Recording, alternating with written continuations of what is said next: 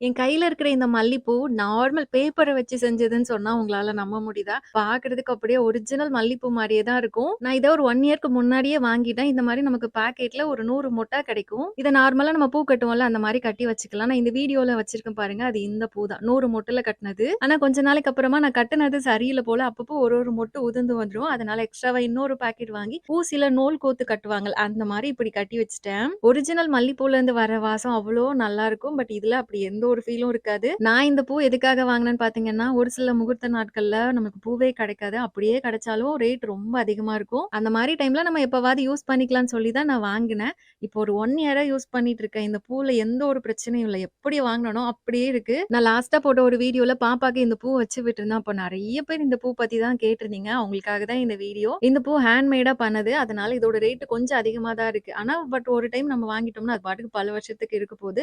Link வந்து நான் இங்க மேல டேக் பண்ணியிருக்கேன். தேவைப்படுறவங்க அத செக் பண்ணி பார்த்து வாங்கிக்கோங்க. பாய்.